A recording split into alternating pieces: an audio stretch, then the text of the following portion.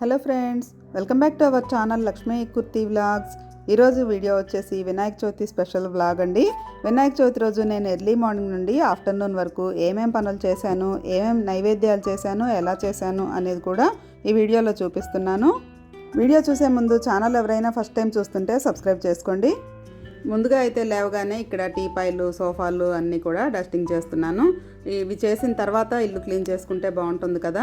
ఇక్కడంతా dining table మీద కూడా సర్ది పెట్టేశాను. పండుగ రోజు ఈవినింగ్ అయితే మా పూజ ఉంది, ఉభయం ఇస్తున్నాము.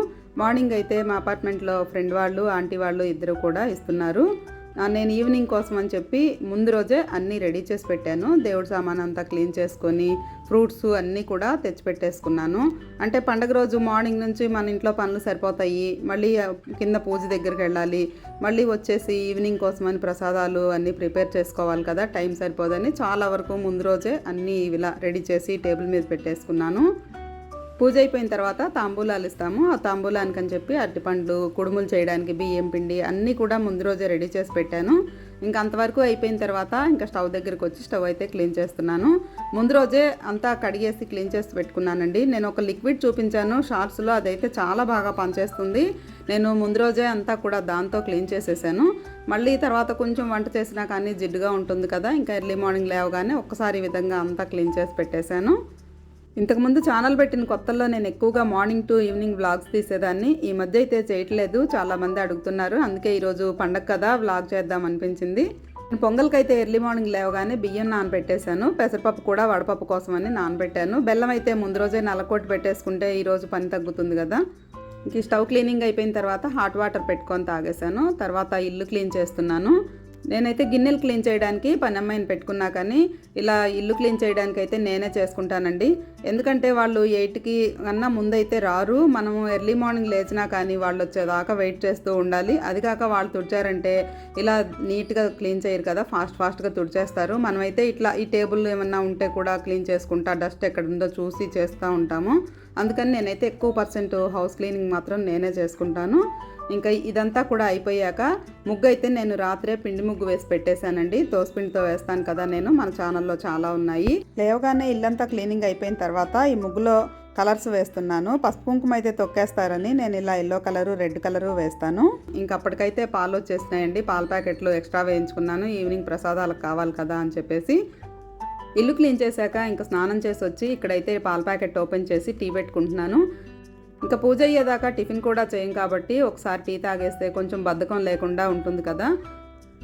తర్వాత అయితే నేను ఇంకా పులిహోరకి రెడీ చేస్తున్నానండి. ఇక్కడ రైస్ కుక్కర్లో 1 గ్లాస్ బియ్యం వేసి 2 గ్లాసులు ఎసరు పోసాను. పులిహోరకి అన్నం కొంచెం పలుగ్గా ఉంటేనే బాగుంటుంది కదా. మామూలుగా అయితే 2.5 గ్లాస్ పోస్తాము. తర్వాత ఇక్కడ టీ అయితే రెడీ అయిపోయినాయి. టీ పెట్టేసుకొని ఒక స్టవ్ మీద పాలు పెట్టాను. మార్నింగ్ స్టవ్ అంతా క్లీన్ చేశాను కదా, ఇప్పుడైతే ఇంకా పాలు స్టవ్ అంతా పొంగిపోయినాయి. అది మళ్ళీ క్లీన్ చేయాలి. ఎక్స్ట్రా పని ఉన్నప్పుడే ఇంకా ఎక్స్ట్రా పని వస్తుంది కదా, అప్పుడు కొంచెం చిరాకు అనిపిస్తుంది. కానీ తప్పదు కదా, ఇంక ఇవన్నీ కూడా తీసి క్లీన్ చేస్తున్నాను. ఇదైతే స్పాంజ్ లాగా ఉంటుందండి. ఈ నాప్కిన్ కొంచెం తడిపి ఈ విధంగా క్లీన్ చేసినట్లయితే ఈజీగా పోతుంది. మనకి పని ఎక్కువ ఉన్నప్పుడే ఇలాంటివి కూడా జరుగుతుంటాయి కదా, ఓర్పుకు పరీక్ష అన్నట్లు ఉంటుంది. సరే ఏం చేస్తాం, ఇంక ఇదంతా కూడా మళ్ళీ క్లీన్ చేసి పెట్టేసి ఇంకా పొంగల్ పెట్టడానికి అయితే రెడీ చేస్తున్నాను. నేను ఒక 3 గుప్పెళ్ళు బియ్యం అయితే పెడుతున్నాను. టీ గ్లాసు బియ్యం వేశానండి. దానికోసం నేను ఇక్కడ 2 గ్లాసుల పాలు అంటే 1/2 లీటర్ పాలు, 1 గ్లాసు నీళ్లు పోసాను. ఇంకా పొంగల్ పెట్టే ముందు ఈ గిన్నెకైతే పసుపు రాసి బొట్లు పెడుతున్నాను. అపార్ట్మెంట్లో కింద మార్నింగ్ కూర్చున్న వాళ్ళు భోజనాలు పెడతారు కాబట్టి ఇంట్లో ప్రసాదాలు ఎక్కువ చేసినా కానీ ఖర్చు కావు. కానీ దేవుడికి కంపల్సరిగా అన్ని రకాలు చేయాలి కాబట్టి నేనైతే అన్ని రకాలు కూడా చేస్తున్నాను. తర్వాత ఇక్కడ కుడుముల కోసం అని చెప్పి ఒక గిన్నెలో 1 కప్పు బెల్లం వేసి కొంచెం నీళ్లు పోసి కరిగిస్తున్నాను. కరిగితే సరిపోతుందండి. కుడుముల్లోకి శనగపప్పు నానబెట్టాను. వీటిని ఉడికించడానికి ఒక స్టవ్ మీద పెట్టేశాను. ఇక్కడైతే పొంగల్లోకి పాలు ఎక్కడ పొంగిపోతాయని చెప్పి చూసుకుంటూ ఉండి పొంగు రాగానే స్టవ్ సిమ్లో పెట్టుకుని బియ్యం అయితే వేస్తున్నాను. అసలు మామూలుగా ఎప్పుడైతే కొంచెం అన్నా పొంగిస్తానండి నేను. ఈసారి ఆల్రెడీ 2 సార్లు స్టవ్ క్లీనింగ్ అయిపోయింది, మళ్ళీ చేయాలి, అసలే పని చాలా ఉంది కదా అనుకొని జాగ్రత్తగా చూసుకొని పొంగు రాగానే బియ్యం వేసేసాను. ఈ స్టవ్ మీద మనం వంట చేసేటప్పుడు ఏమన్నా గరిటెలు పెట్టాల్సి వస్తే స్టవ్ మీద పెట్టేస్తుంటాం కదా, అలా కాకుండా ఒక ప్లేట్ పెట్టుకొని పెడితే స్టవ్ జిడ్డు పట్టకుండా ఉంటుంది. ఇంక ఇక్కడ పానకానికి అయితే రెడీ చేస్తున్నానండి. బెల్లం వేసి నీళ్లు పోసి పెట్టేసామంటే ఇంకా బెల్లం కరిగిపోతుంది కదా మన వంట అంతా అయ్యేలోపు. ఇంకా దీంట్లోనే ఒక స్పూన్ మిరియాల పొడి, పావు టీ స్పూన్ యాలకుల పొడి కూడా వేసేసాను. ఇవన్నీ రెడీగా ఉంటే పానకం చాలా ఈజీ అనిపిస్తుంది కదా. నేను ఎప్పుడూ మిరియాల పొడి, యాలకుల పొడి కూడా రెడీగా పెట్టుకుంటాను. ఎప్పుడు కావాలంటే అప్పుడు ఈజీగా చేసేయచ్చు కదా. ఈ శనగపప్పు కూడా ఉడికినాయి. ఇప్పుడు ఇంకా కుడుములకి రెడీ చేసుకుందాము. ఒక ప్లేట్లో 1 కప్పు బియ్యం పిండి తీసుకొని ఉడికించుకున్న పచ్చిపప్పు కూడా వేసుకొని, పావు టీ స్పూన్ యాలకుల పొడి వేసుకొని ఈ బెల్లం పాకం కొంచెం కొంచెం వేసుకుంటూ కలుపుకోవాలి. కుడుములు ఇంకో రకంగా కూడా చేయొచ్చండి. మన ఛానల్లో షార్ట్స్లో చూపించాను. వేడి నీళ్ళల్లో డైరెక్ట్గా పిండి వేసి తిప్పేసి తర్వాత చేయొచ్చు. ఇలా కూడా చేయొచ్చండి. అది పిండి ఆరేటప్పటికి కొంచెం లేట్ అవుతుంది కదా అని నేను ఇప్పుడైతే ఈ విధంగా చేసేసాను. పిండి రెడీ చేసుకున్న తర్వాత ఇడ్లీ ప్లేట్లకి నెయ్యి రాసుకొని ఈ విధంగా కొంచెం కొంచెం పిండి తీసుకొని కుడుముల్లాగా ఉండ్రాళ్ళలాగా చేసుకోవాలి. నేనైతే ఎక్కువగా చేయట్లేదు. ఏవైనా కానీ 9, 11 అలా వచ్చేటట్లు చేస్తున్నాను, 2 కలిపి కూడా. ఇప్పుడు ఇడ్లీ పాత్రలో 1 గ్లాసు నీళ్ళు పోసుకొని ఈ రెడీ చేసి పెట్టుకున్న కుడుములు, ఉండ్రాళ్ళు ప్లేట్లు పెట్టుకొని మూత పెట్టి ఉడికించుకోవాలి. కొంచెం పిండి మిగుల్చుకొని ఇలా పచ్చి ఉండ్రాళ్ళు కూడా చేసి పెట్టాను, అవి కూడా పెట్టాలంటారు కదా. ఇక్కడ పొంగల్కి రైస్ అయితే ఉడికిపోయిందండి. ఇప్పుడు నేను 1 గ్లాసు బియ్యం వేశాను కదా, గ్లాసున్నర బెల్లం అయితే వేశాను. పులిహోరకు కూడా రైస్ ఉడికిపోయింది. ఇప్పుడు దీన్ని అయితే ప్లేట్లో వేస్తున్నాను. పులిహోరకి ఇలా పొడిగా ఉంటే బాగుంటుంది కదా. ఈ రైస్ అంతటిని కూడా ఇలా ప్లేట్లో వేసుకున్న తర్వాత 1/2 టీ స్పూన్ పసుపు వేసుకొని 2-3 స్పూన్లు ఆయిల్ వేసుకొని పచ్చి కరివేపాకు 2 రెమ్మలు వేసుకొని ఒకసారి అంతా కూడా బాగా కలుపుకోవాలి. పులిహోరకైతే నేను శనగ నూనె వాడతానండి, మంచి స్మెల్ వస్తుంది. ఈ కుడుములు కూడా ఉడికిపోయినాయో లేదో చూద్దాము. చూడండి, చేత్తో పట్టుకుంటే వచ్చేస్తున్నాయి. కుడుములు కూడా రెడీ అయిపోయినాయి.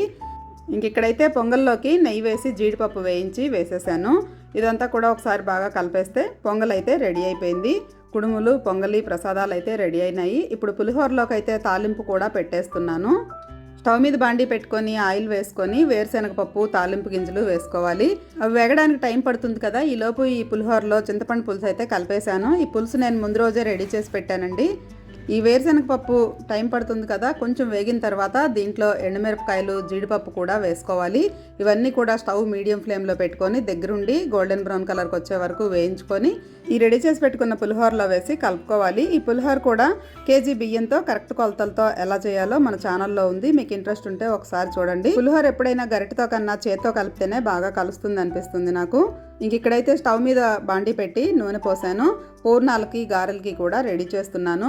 ముందు పూర్ణాలు వేసుకొని తర్వాత గారెలు వేసుకోవాలి ఎప్పుడైనా కానీ. పూర్ణాలు స్వీట్ కదా, గారెల్లో అయితే పచ్చిమిరపకాయలు, అల్లం వేస్తాము. ముందు గారెలు వేసినట్లయితే కొంచెం ఆయిల్లోకి ఆ ఘాట్ అనేది దిగి మనకి పూర్ణాలు కారం తెలుస్తుంది వేసినప్పుడు. ఇంకా పూర్ణాలు అయితే పై పూత పిండికి 1 గ్లాసు మినపప్పు, 1.5 గ్లాసు బియ్యం వేసుకొని రెడీ చేసుకోవాలి దోసపిండిలాగా. దోశకైతే 2 వేస్తాము, పూర్ణాలకైతే 1కి 1 కానీ 1.5 కానీ వేసుకుంటే సరిపోతుంది. చూసారా, ఇలా గట్టిగా వేసుకొని వేస్తే అస్సలు పూర్ణం పిండి బయటికి రాకుండా చక్కగా వస్తాయి. తర్వాత అయితే ఇక్కడ గారెలు వేస్తున్నాను. నేనైతే ఏవైనా 9, 11 అలానే చేశానండి, మరీ ఎక్కువగా చేయలేదు. దేవుడి దగ్గర అన్నీ పెట్టాలి కదా, వినాయక చవితి రోజు మనం ఏది కూడా లేకుండా చేయలేము. మిగిలిన పండుగలప్పుడైతే మనకి ఒక ప్రసాదం చేసుకున్నా సరిపోతుంది. కానీ మనకి వినాయక చవితి అంటే ఇంకా స్వామికి అన్ని రకాల నైవేద్యాలు పెడితేనే బాగుంటుంది కదా. ఇంకా నేనైతే అన్నీ కూడా రెడీ చేశాను. కుడుములు చూసారా చక్కగా అతుక్కోకుండా ఎంత బాగా వస్తున్నాయో. ఇక్కడ కుడుములు, ఉండ్రాళ్ళు కూడా రెడీ అయిపోయినాయి కదా. పానకం కూడా బెల్లం కరిగిపోయింది. ఒకసారి అంతా మళ్ళీ కలిపేసుకున్నాను. తర్వాత అటుకులు, బెల్లం కూడా రెడీ చేశాను. వడపప్పు, పానకం, కుడుములు, ఉండ్రాళ్ళు అన్నీ రెడీ చేసి పెట్టేసుకొని ఇంకా దేవుడి దగ్గరికి అయితే వచ్చేసాను.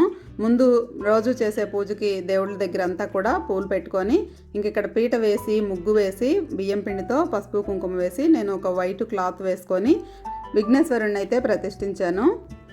ఈ విఘ్నేశ్వరుడు ప్రతిమ పెట్టుకున్నా కానీ పసుపు గణపతిని కూడా తయారు చేసి ముందు పసుపు గణపతి పూజ చేసి తర్వాత వరసిద్ధి వినాయక స్వామి పూజ అయితే చేయాలి అని ఉంటుంది కదా బుక్లో కూడా. తర్వాత ఇలా అరటి పిలకలతో అటు ఇటు కూడా అలంకరించాను. ఇంకా పూజా సామాగ్రి, పువ్వులు అన్నీ కూడా రెడీ చేసి దగ్గర పెట్టుకొని పూజకు కూర్చున్నాను.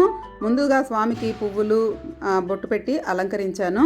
ఈ పూజ అయ్యేటప్పటికి 1 గంట పడుతుంది. ఈ పూజ చేసుకొని మళ్ళీ అపార్ట్మెంట్లో కింద పూజ ఉంది కదా అక్కడికి వెళ్ళాలి. అపార్ట్మెంట్లో వినాయకుడు పూజలు మా పూజ ఎలా జరిగింది అనేది నెక్స్ట్ వీడియోలో చూపిస్తాను. ఈ వీడియో మీకు నచ్చితే తప్పకుండా లైక్ చేయండి. ఛానల్ ఫస్ట్ టైం చూస్తుంటే సబ్స్క్రైబ్ చేసుకోండి. మరో వీడియోతో మళ్ళీ